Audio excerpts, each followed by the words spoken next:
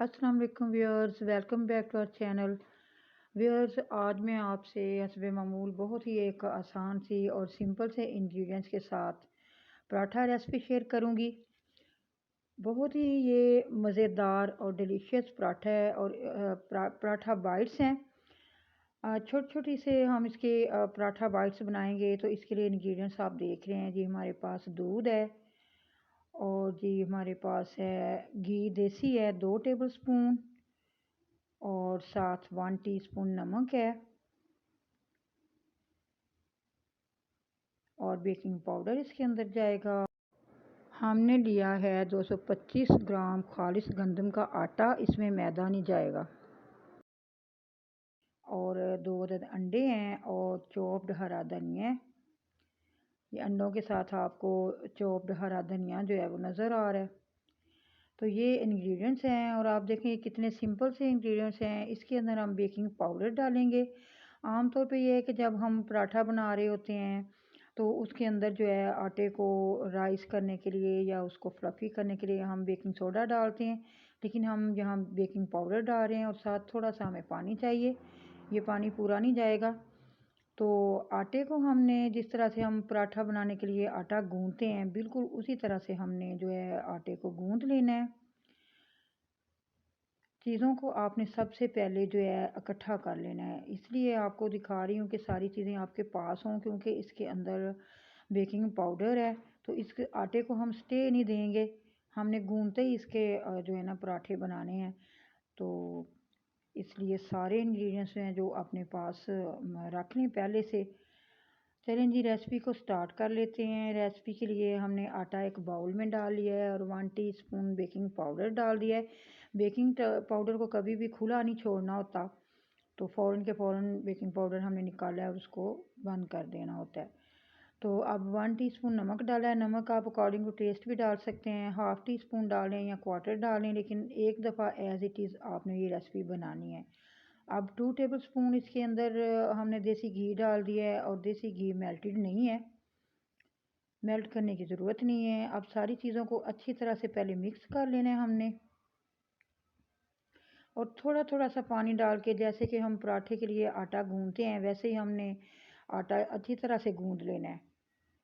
जैसे हम हाथ की साथ आटे को गूंथते हैं, मुट्ठी के साथ गूंथते हैं ना, इस तरह से हमने इस आटे को गूंथना है।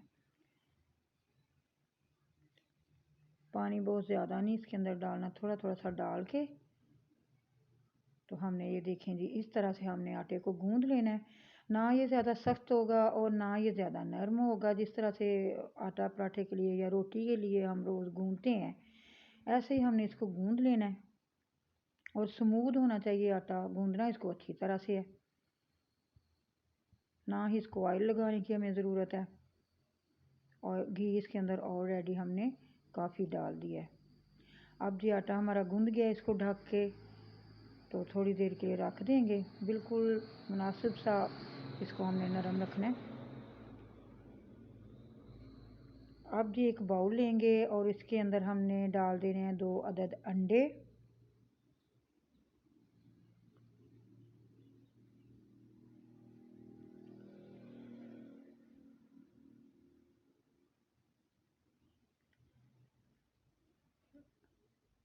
अंडे डाल के तो अंडों को बहुत अच्छी तरह से बीट कर लेंगे, चम्मच के साथ या फोक के साथ इनको बीट करने। और थोड़ा सा 1 टीस्पून के बराबर हम इसके अंदर जो है वो दूध डालेंगे। बहुत ज़्यादा दूध नहीं डालना, वरना अंडों का जो टेक्सचर है वो बिल्कुल पतला सा हो जाएगा और इनको फिर होल्ड करना मुश्किल होगा।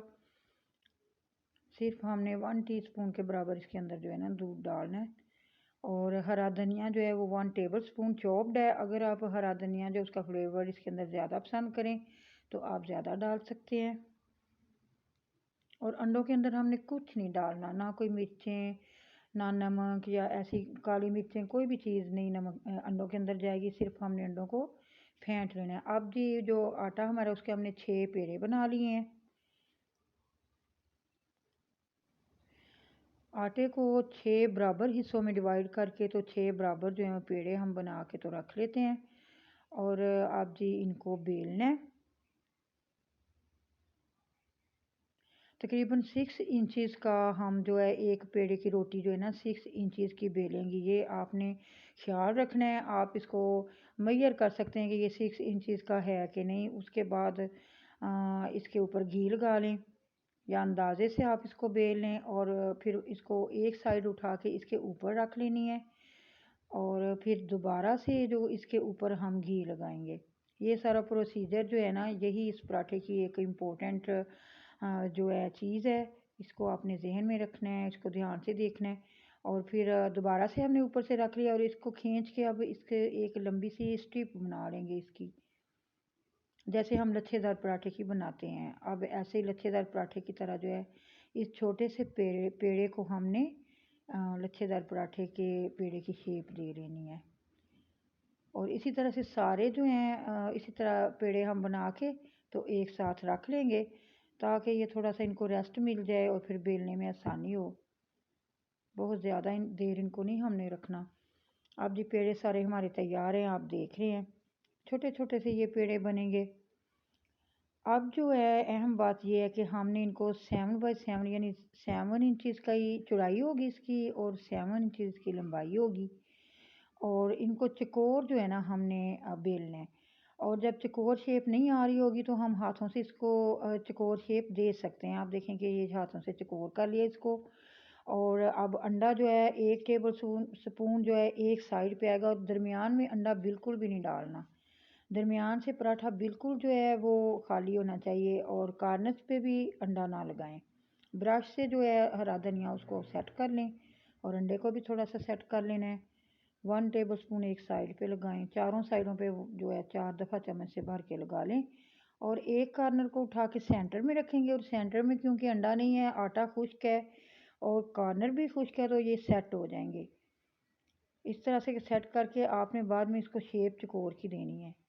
ये देखें इस तरह से एक साइड उठा के रखी, कॉर्नर दरमियान में लेके आए, फिर दूसरा कॉर्नर दरमियान में लेके आए और इस तरह से इसकी जो शेप है फिर चारों कॉर्नर इसी तरह से उठा के हमने कॉर्नर से जो ये पराठा है उसको सेंटर में सेट करना है। अगर ये एक दूसरे के ऊपर भी आ रही हैं साइड्स तो कोई मसला नहीं है, बस आपने इसको चकोर की शेप देनी है।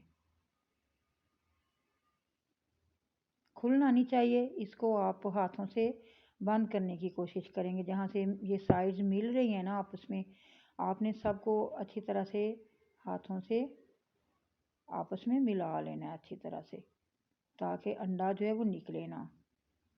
ये देखें ये इसकी चकोर शेप है। कॉर्नर जहाँ से निकला हुआ अंदर कर लें और जहाँ से कुछ कम है आप उंगली से फैला के थोड़ा कॉर्नर की शेप दे लें। इतना मुश्किल नहीं है इसको इस तरह से बनाना।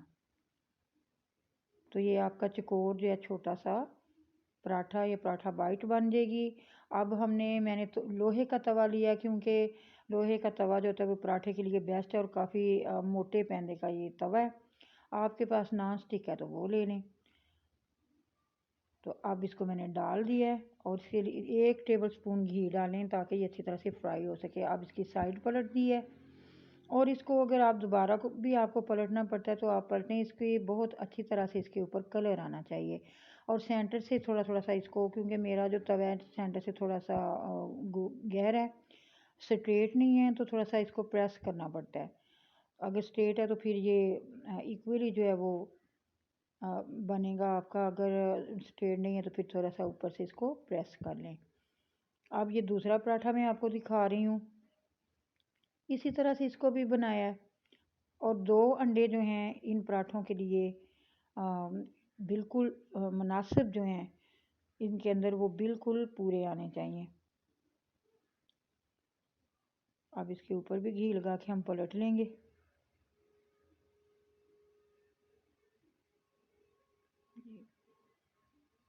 इसकी दोनों साइड से बहुत अच्छी तरह से इसको पराठे की तरह पका लेना है।